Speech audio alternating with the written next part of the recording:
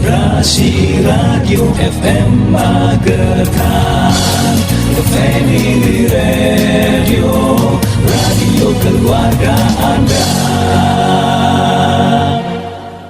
Sebelum kita membahas tentang layanan yaitu operasi katarak tanpa jahitan, tentunya kita kenalan dulu ya sama dokter yang sudah ada di depannya Rara. Kita baru ketemu sekali ya dokter ya. Baru kali ini ya. Kabarnya bagaimana untuk hari ini, sehat? Pasiennya banyak napa mboten? Alhamdulillah ya. Nah, ini kok membahas operasi katarak tanpa jahitan. Ini sebelum kita bahas lebih jauh, boleh perkenalan dulu. Ini ada layanan pakai emulsifikasi. Itu sebenarnya yang bagaimana dokter? Boleh? Jadi katarak itu kan suatu penyakit kekeruhan lensa mata, terutama terjadi pada orang tua. Tidak menutup kemungkinan juga terjadi pada orang-orang dewasa muda, bahkan juga pada anak-anak. Mereka bisa mengalami katarak. Nah, katarak sampai saat ini hanya bisa dihilangkan dengan cara operasi, Mbak Rara. Jadi diobati baik dengan obat minum ataupun obat tetes mata, dia nggak bisa hilang. Jadi hanya bisa dilakukan pembersihan katarak dengan cara operasi katarak. Nah, teknik vakoemulsifikasi ini adalah teknik operasi katarak yang terbaru yang bisa menghilangkan katarak dari mata seorang penderita katarak dengan istilahnya minimally invasive procedure. Jadi prosedur yang sangat minim dilakukan sayatan pada mata pasien sehingga diharapkan penyembuhannya lebih cepat karena dia juga tidak memerlukan penjahitan. Lah ini kan kalau biasanya ya kan perlu jahitan setelah operasi katarak. Lah ini ada layanan terbaru kalau bisa dikatakan seperti itu. Apa spesialnya dari layanan ini? Oke, jadi operasi katarak itu mengalami beberapa perubahan. Jadi seiring bertambahnya kemajuan teknologi, teknik operasi katarak itu juga berubah dan semakin lama semakin baik. Dulu operasi katarak itu dilakukan dengan teknik membuka kornea dengan irisan yang lebar. Kemudian lensa yang mengalami katarak itu kita keluarkan dengan bentuk yang masih utuh berupa piringan lensa mata. Jadi lensa mata itu ukurannya kurang lebih sekitar 10 mm. Kemudian tebalnya itu sekitar 5 mm, Mbak. Jadi pada waktu dulu, zaman dulu, teknik operasi katarak itu dengan membuka kornea, dengan teknik irisan membuka kornea, kemudian dikeluarkan full, utuh lensa tersebut. Sehingga bisa dibayangkan ukuran sayatannya pun juga kurang lebih harus cukup untuk lewatnya lensa yang katarak tersebut.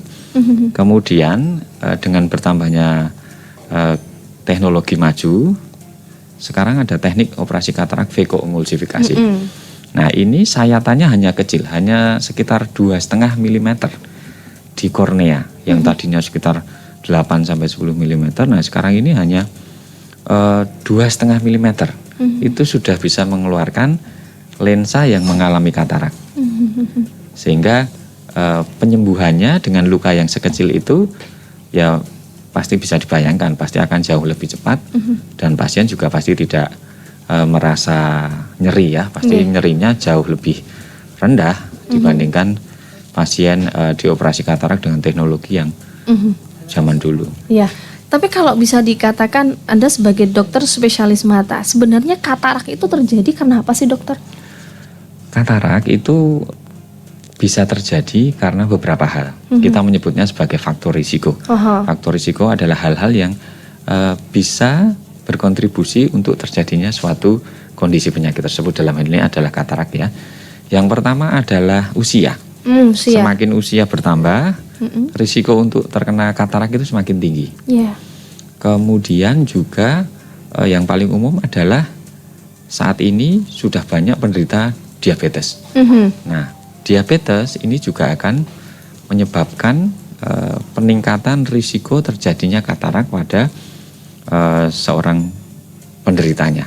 Jadi dibandingkan dengan orang yang tidak menderita diabetes, katarak bisa muncul 5 kali lebih tinggi kemungkinannya dibandingkan yang bukan penderita diabetes. Selain itu, ada juga katarak yang disebabkan oleh trauma. Jadi seseorang yang mungkin di masa mudanya atau mungkin di masa lampau dia pernah mengalami trauma di mata, baik itu trauma tumpul misalnya main badminton gitu ya Mbak ya, kena kok di mata, atau main tenis mata kena bola tenis, kita menyebutnya sebagai trauma tumpul, atau mungkin anak-anak kecil main-mainan lidi atau benda-benda runcing lainnya terus kena ke mata, nah itu akan bisa muncul terjadinya katarak. Oh gitu. Itu adalah 3 hal yang paling sering muncul yang menyebabkan seseorang bisa menjadi terkena katarak di kemudian hari. Ada beberapa faktor yang lain, misalnya sindrom-sindrom, misalnya sindrom itu adalah kumpulan beberapa penyakit seperti sindroma Down, kemudian sindroma Alport dan lain-lain. Tapi itu kurang umum, dan yang paling umum penyebabnya adalah tadi usia, kemudian ada trauma, ya, kemudian penyakit diabetes itu paling sering menyebabkan terjadinya katarak, Mbak Rara. Dan kenapa yang namanya katarak itu harus dioperasi? Seberapa bahayakah ketika katarak itu dibiarkan dengan begitu saja? Mungkin karena kalau udah orang tua terkadang wis tua elah, terkadang ada yang bilang seperti itu. Gimana betul dokter? Sekali. Jadi perlu diketahui di dalam mata kita itu ada semacam lensa, lensa yang bening jernih. Jadi kita menganalogikan ada semacam kaca bening gitu ya, kaca bening yang dia lunak berbentuk piringan yang tadi saya sebutkan sebagai lensa mata. Posisinya berada di dalam bola mata. Dia berfungsi sebagai organ yang memfokuskan cahaya yang masuk ke mata kita sehingga kita bisa melihatnya dengan jelas. Lensa ini kekuatannya sama dengan 20 plus 20. Jadi kalau kacamata itu kan ada ukurannya minus dan plus. Lensa ini ukurannya adalah sekitar plus 20 di dalam mata kita. Fungsinya dia memfokuskan bayangan supaya kita bisa melihat dengan jelas. Sehingga kalau ada gangguan pada lensa tersebut, otomatis pandangan kita akan terganggu. Lensa tadi adalah lensa yang bening, seperti kaca yang bening. Katarak itu adalah penyakit di mana lensa yang bening tadi mengalami kekeruhan. Ya, jadi bisa dibayangkan kalau ada kaca yang bening di dalam mata kita yang berfungsi untuk melihat, kemudian bukan tiba-tiba ya, kemudian dia menjadi keruh secara perlahan-lahan, ya otomatis pandangan akan terganggu. Nah, kalau pandangan terganggu, ya tentu saja semua kegiatan aktivitas yang dilakukan oleh pasien tersebut akan terganggu. Berikutnya juga kualitas hidup pasti akan terganggu. Secara umum itu sih, Mbak Rara. Iya, siap. Ini sudah ada yang mempertanyakan, ada Bunda Lilis yang ada di seputaran Tinap sana, dokter. Beliau di sini punya masalah tentang mata. Kalau untuk melihat cahaya cerah itu silau. Nah, untuk membaca di layar HP itu juga nggak bisa jelas, dan untuk ngetik juga nggak jelas seperti yang dahulu. Pasti tulisannya salah semua. Makatan, monggo silakan. Ya, betul. Ya, Bu Lilis ya tadi di Tinap ya Mbak ya. Betul. Jadi katarak itu juga bisa menyebabkan mata kita mengalami silau atau kita menyebutnya glare pada saat terkena cahaya yang tersorot langsung ke mata.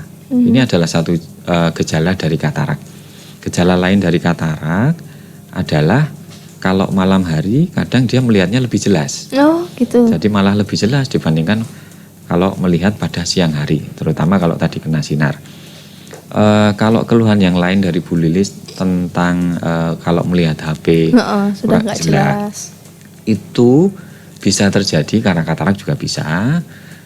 Hal yang lain yang bisa menyebabkan kondisi itu adalah mata plus. Kita tadi tidak sampaikan ya Mbak ya, Bu Lilis usianya berapa.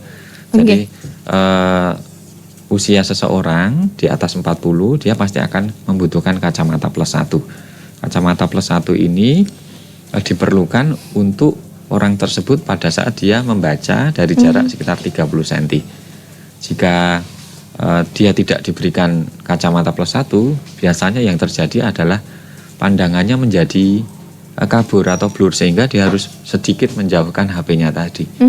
Nah, itu ada tanda, salah satu tanda dari mata plus juga bisa. Jadi kemungkinan dari yang kondisi yang dialami Bu Lilis ini penyebabnya satu, bisa terjadi mulai ada katarak. Ya. Yang kedua memang sudah membutuhkan kacamata baca plus. Gitu. Beliau di sini umurnya 56. Nah, 56 biasanya itu sudah perlu kacamata paling tidak +2,5. +2,5. Kalau tidak memakai kacamata pasti akan sangat kabur, sangat blur pada saat membaca HP, apalagi kalau tulisan atau fontnya itu kecil-kecil. Gitu. Oke. Ini ada pertanyaan kembali dari Ibu Wartini yang ada di seputaran Durenan sana. Beliau di sini kalau melihat orang dengan jarak seumpama dari sini sampai sana gitu saja, di luar sana, itu mukanya sudah nggak jelas, dokter, kayak kabur, itu siapa, kenal, takut mau nyapa takut salah, kayak katanya seperti itu. Apakah itu juga sudah termasuk katarak? Ya. Terima kasih. Jadi harus kita lakukan pemeriksaan dulu, Mbak, ya.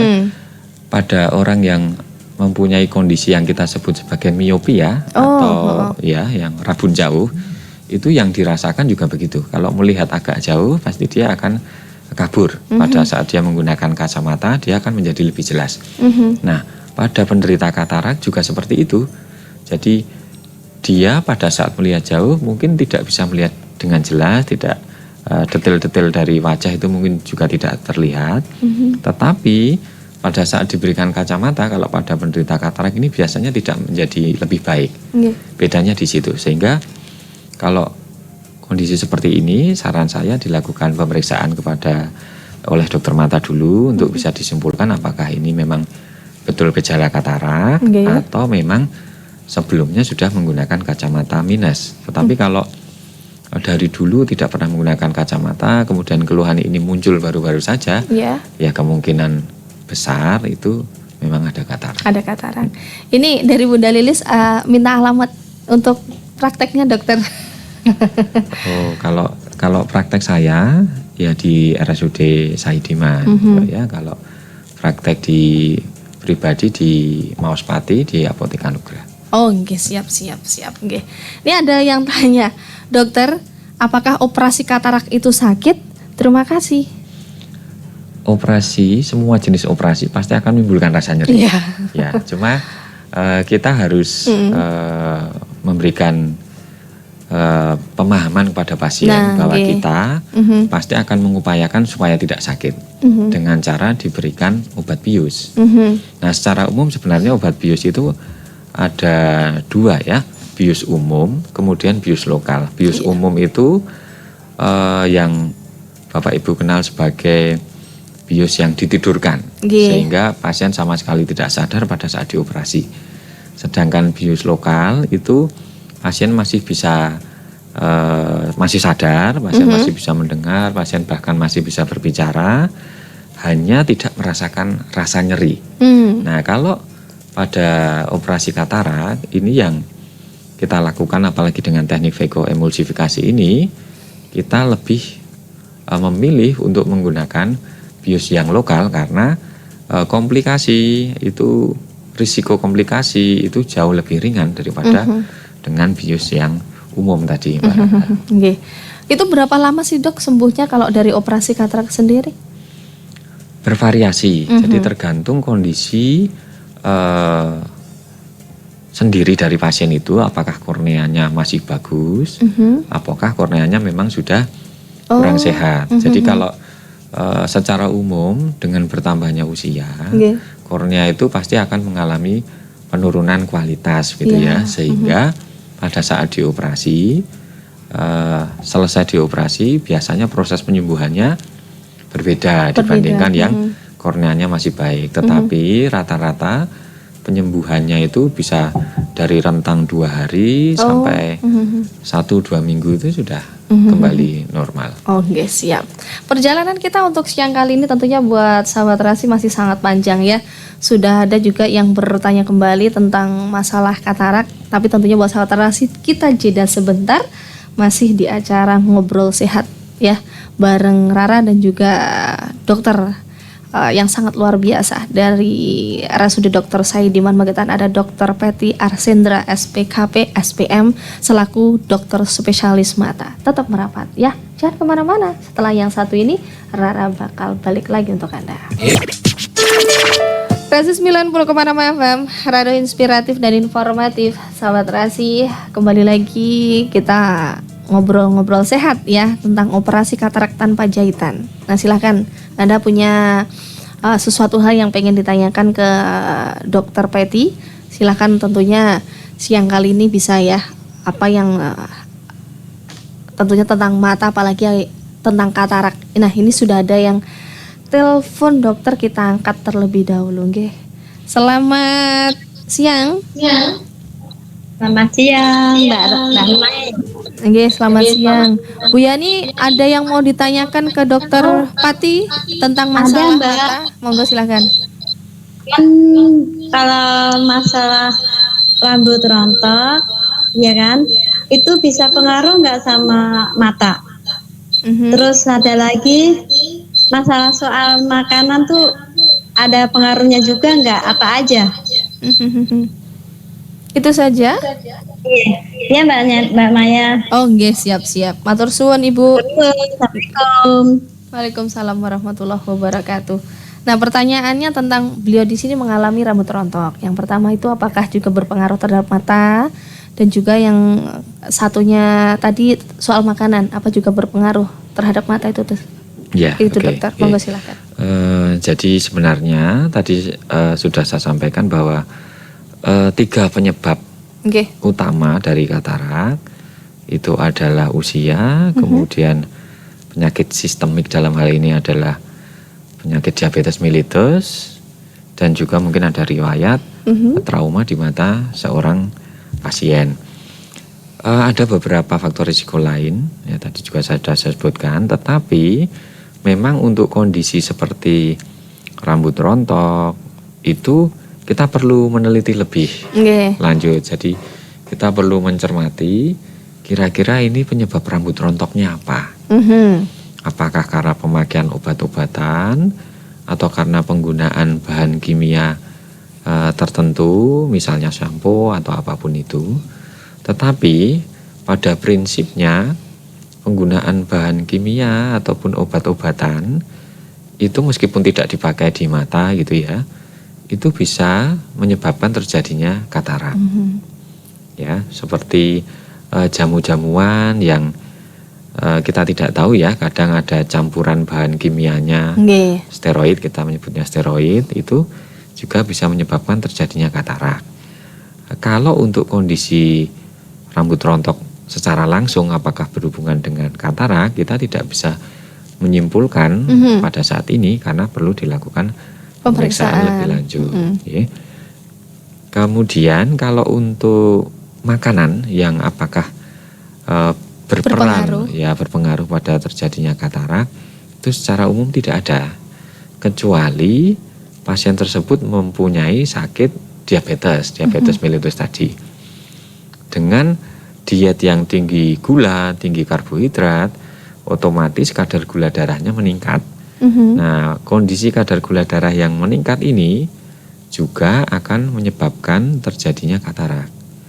Jadi akan menyebabkan peningkatan risiko kurang lebih 5 kali lipat lebih tinggi dibandingkan orang yang tidak mempunyai penyakit diabetes. Jadi makanan-makanan apa yang tidak, apakah ada makanan yang menyebabkan terjadinya katarak?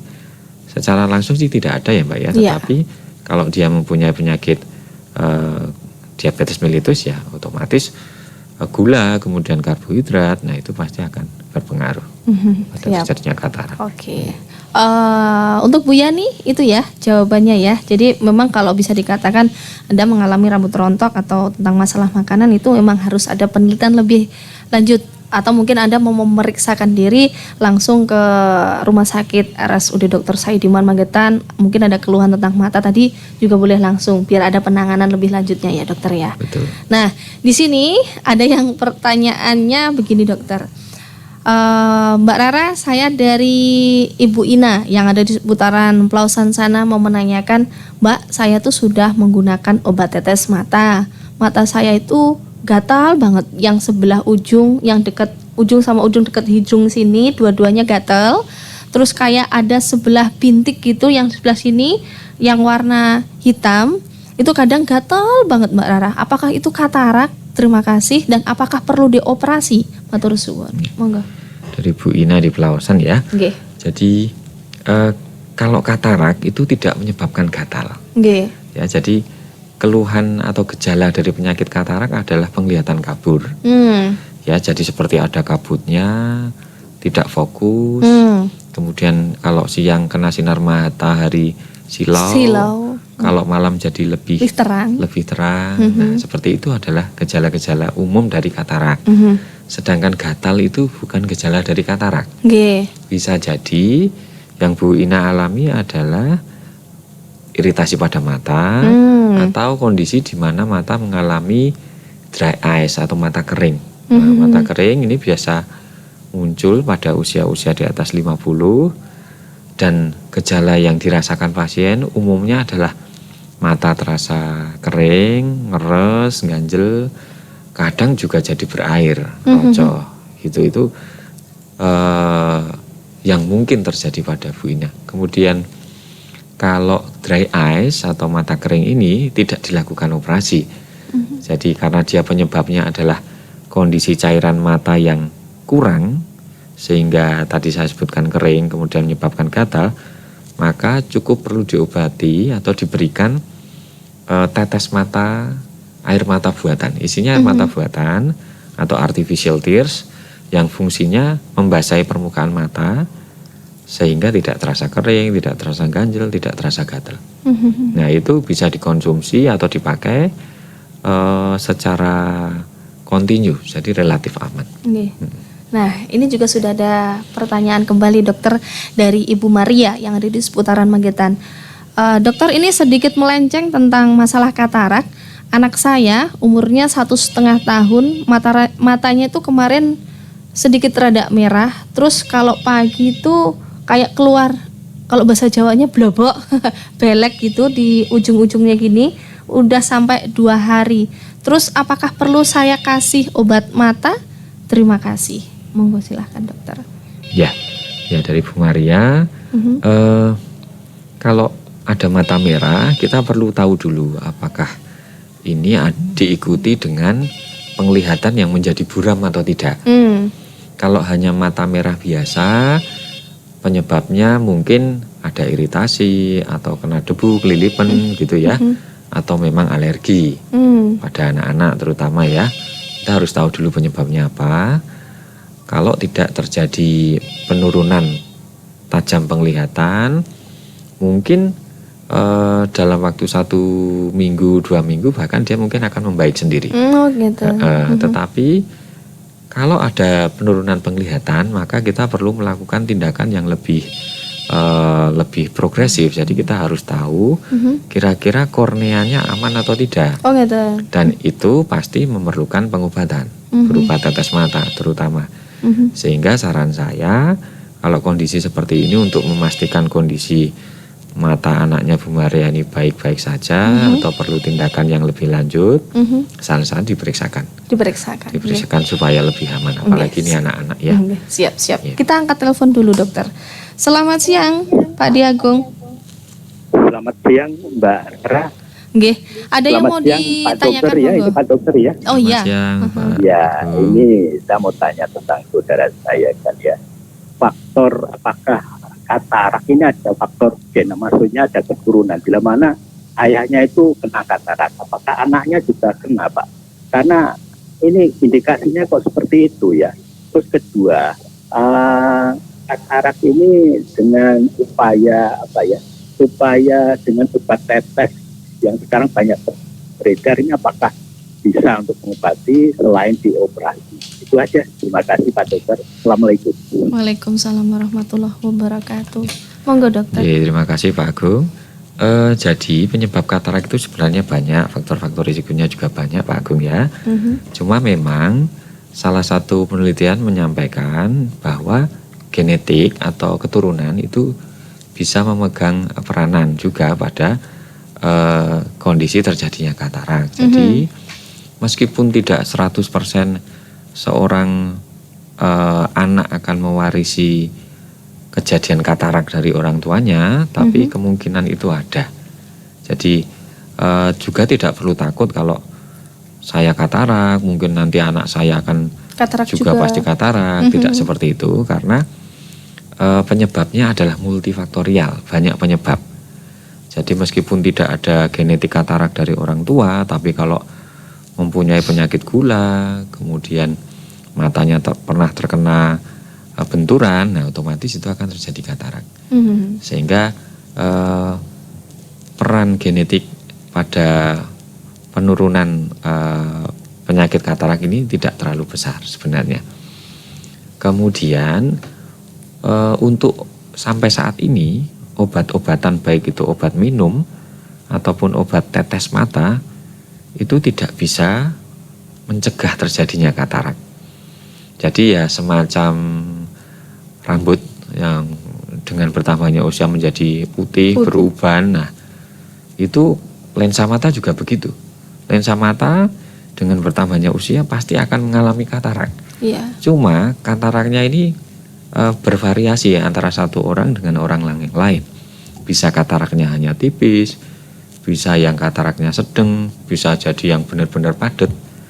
Nah, seperti rambut sama, rambut ada yang mungkin dari muda sudah putih sekali, kemudian yang ada yang jadi sedikit-sedikit jadi abu-abu saja rambutnya.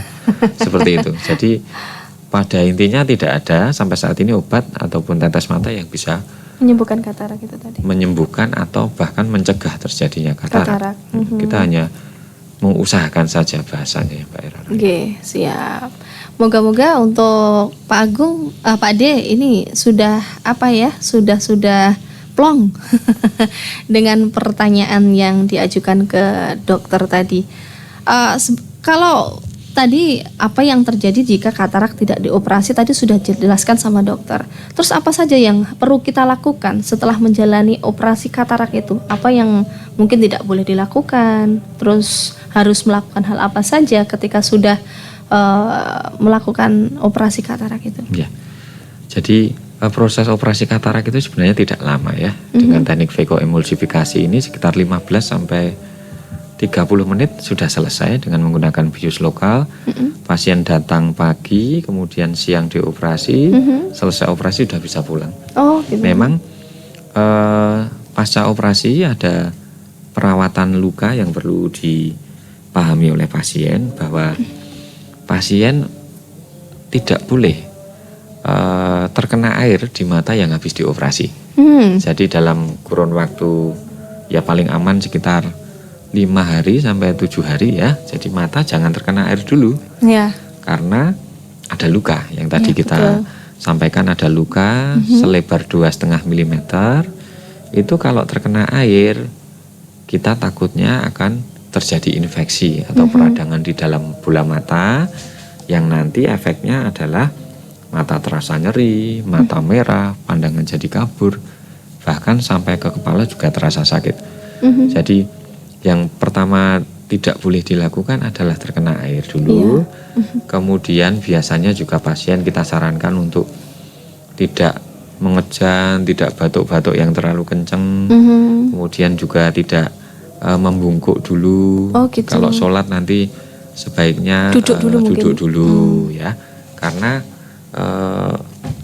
kita memberi waktu kepada lensa mata yang kita pasang sebagai pengganti lensa katarak tadi. Kita pasang lensa mata, setelah kita ambil kataraknya kita pasang lensa mata yang baru supaya posisinya pas di dalam bola mata dulu. Dengan adanya batuk, bersin yang terlalu kencang, kemudian menunduk, gerakan-gerakan yang sifatnya Aktif gitu ya? aktif, terlalu aktif, itu akan kita khawatir akan mengubah posisi lensa. Oh gitu, siap-siap. Kita jaga paling tidak 5-7 hari itu sudah boleh seperti Diperban biasa. berarti ya dokter ya? Sementara diperban, tapi setelah 3 hari biasanya kita memberikan kayak kacamata dari kaca gitu yang lubang-lubang gitu. Oke. Boleh dipakai, tidak harus diperban terus. Oke, siap-siap. Pembahasan kita masih sangat seru banget tentunya bareng Dokter Pati ya. Tentunya buat satrasi masih bisa bertanya-tanya, tentang layanan phacoemulsifikasi atau operasi katarak tanpa jahitan ini ya. Masih sangat panjang perjalanan kita, tapi sebelum itu jangan kemana-mana, masih di Cakrawala Siang.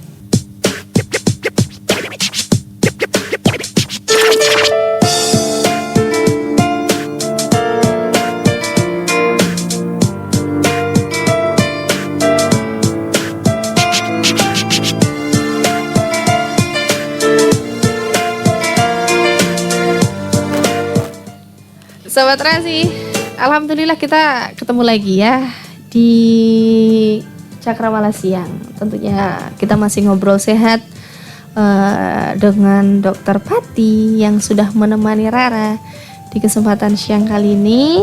Nah, tentunya untuk Sobat Rasi kita masih membahas tentang layanan phacoemulsifikasi atau operasi katarak tanpa jahitan. Nah, ini sudah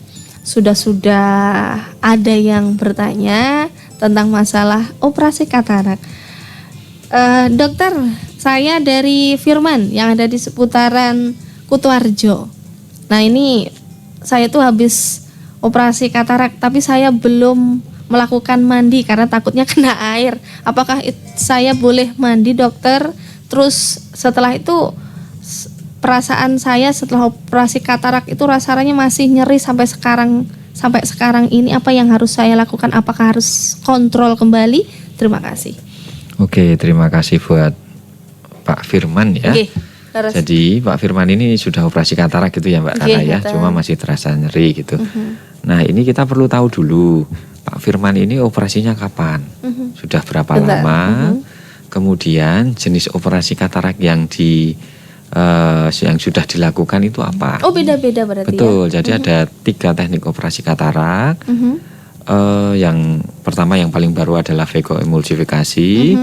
Yang sebelumnya itu ada teknik SICS, kita SIC namanya, atau EKEK. Nah, proses pemulihan 3 jenis operasi ini kurang lebih berbeda.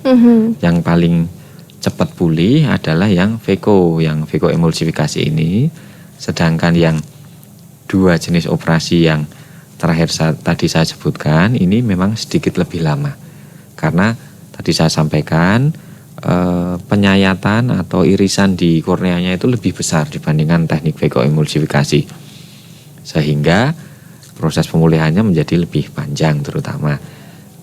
Kemudian juga terkait dengan apakah sudah boleh kena air atau tidak, itu juga tergantung tadi teknik operasinya apa. Kalau dengan teknik phacoemulsifikasi dalam waktu 7 hari ya sudah boleh kena air.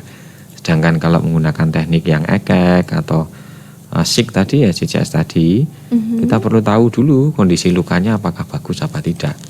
Sehingga ya memang saran saya, kalau memang dirasakan nyeri di mata, kemudian juga sekalian untuk melihat kondisi lukanya apakah sudah baik atau tidak, ya periksa dulu saja ke dokter yang terutama melakukan operasi ya, sehingga nanti bisa didapatkan informasi apakah sudah boleh kena air atau tidak. Oh gitu, ya, siap. Nah, sebenarnya kalau operasi katarak itu butuh penyembuhan yang kalau bisa dikatakan tadi kan berbeda-beda. Betul. Terus ada dari bentuknya operasi itu kan juga beda-beda. Betul. Sakitnya juga pastinya beda-beda. Butuh penanganan yang lebih intensif lagi nggak sih dokter kalau seandainya matanya sudah dioperasi katarak tapi masih terlihat kabur gitu? Ada yang bilang seperti itu tadi di WhatsApp. Ya. Jadi penyebab mata kabur setelah operasi katarak itu ada beberapa macam. Jadi yang pertama mungkin memang terjadi infeksi atau peradangan di mata pasca operasi. Jadi kalau ada infeksi pasti mata akan kabur pandangannya, mata merah dan terasa sakit bahkan sampai kepala. Yang kedua memang proses penyembuhan. Kalau masih ada bengkak di korneanya, ya otomatis penglihatan masih kabur, belum bisa jelas karena masih dalam proses penyembuhan.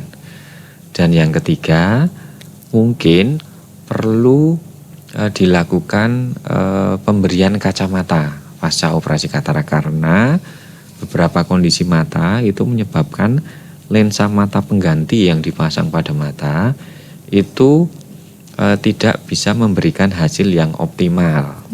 Ya, jadi penglihatannya masih belum yang benar-benar jelas seperti yang diharapkan. Nah, kondisi seperti itu bisa dibantu dengan pemberian kacamata. Kemudian satu lagi, kondisi kelainan atau penyakit pada saraf penglihatan itu juga bisa menyebabkan pandangan tetap kabur meskipun sudah dioperasi katarak, sudah dipasang lensa mata yang bagus, hasil operasinya baik. Jadi pada penderita gula, kalau sudah terkena komplikasi pada lapisan saraf mata retina, itu yang berfungsi untuk penglihatan, otomatis habis dioperasi penglihatannya juga nggak akan menjadi baik-baik sekali. Kalaupun lebih baik daripada sebelum operasi, ya mungkin tidak berbeda terlalu banyak. Jadi perlu dilakukan pemeriksaan lanjutan. Oke, siap. Ini dokter, karena waktu kita yang tinggal beberapa menit saja ya, cepat sekali ternyata perjalanan 1 jam ya. Ini apa yang mungkin mau disampaikan ke sahabat Rasi semua dan pendengar dan pemirsa umumnya biar tahu tentang layanan dari katarak ini yang terbaru di RSUD Dr. Saidiman Magetan. Monggo silakan. Ya, jadi semacam take home message ya Mbak ya. Pesan yang bisa disampaikan bagi para pendengar sekalian adalah Bapak Ibu jika mengalami gangguan penglihatan, jangan ragu untuk berobat atau memeriksakan diri ke dokter mata. Karena usia yang sudah lanjut itu adalah faktor risiko paling tinggi terjadinya katarak. Dan saat ini di Rumah Sakit Umum Dr. Saidiman, operasi katarak bisa dilakukan dengan menggunakan teknik operasi vekoemulsifikasi, di mana teknik ini adalah teknik yang terbaru dengan menggunakan teknologi yang terbaru. Keuntungannya adalah waktu operasi yang lebih singkat, sekitar 15 sampai 30 menit saja. Kemudian juga tidak terasa nyeri, proses penyembuhan dan pemulihannya pun sekarang jauh lebih cepat dibandingkan dengan menggunakan teknik operasi katarak yang sudah lampau. Itu saja. Oh, siap. Terima kasih dokter ngobrol-ngobrolnya untuk hari ini. Semoga saja apa yang sudah disampaikan Dokter Pati bisa bermanfaat untuk sahabat Rasi semuanya. Jangan lupa kalau mau ke RSUD Dr. Saidiman Magetan, mau ketemu Dokter Pati setiap hari Selasa sama Kamis jam 1 siang sampai selesai. Atau di kliniknya di ini ya, di Mospati ya. Betul, di Apotek Anugrah. Di Apotek Anugrah gitu sahabat Rasi. Cepat sembuh semuanya untuk yang bermasalah dengan mata atau mungkin masalah-masalah yang lainnya. Setelah ketemu sama dokter nanti bisa sembuh ya. Amin amin ya rabbal alamin. Sahabat Rasi, Rara dan juga dokter pamit undur diri untuk kesempatan siang kali ini ya. Jangan kemana-mana, habis ini masih ada di Cakrawala Siang. Selamat siang, wassalamualaikum warahmatullahi wabarakatuh.